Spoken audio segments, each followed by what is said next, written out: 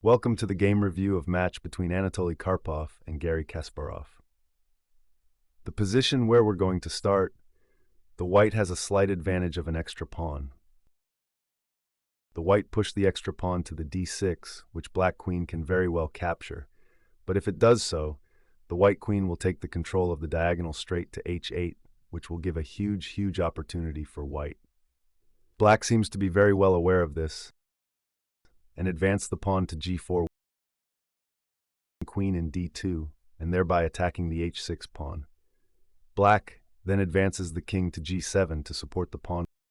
White then offered f2 pawn for a trade-off, which black didn't accept, but the black queen now took the pawn as it can come back with the support of king if white queen tries to get in the diagonal to king side. Now white pawn captures the g4 pawn and opens the f line. Black took this opportunity to gain the diagonal to the king. King then moved to h1. Black queen can take the g4 pawn, but that will compromise the king's diagonal.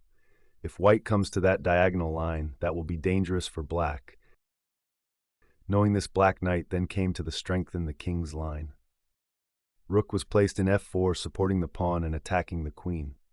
This happened to be the game changer, and the knight advancing to the e4 and thereby threatening knight fork.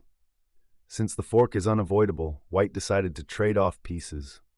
Knight f2 fork, rook to knight, bishop x queen.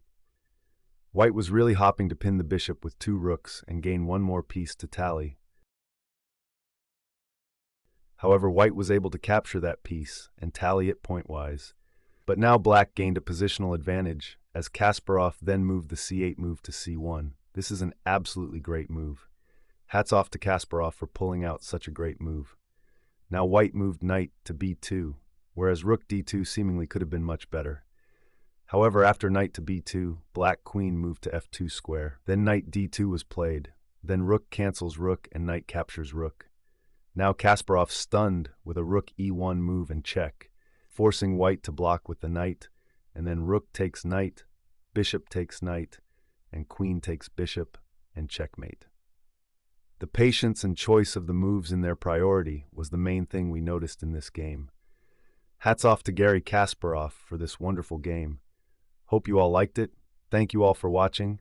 I will be back with the review of another spectacular game in the chess history. Please subscribe. Thanks for your support.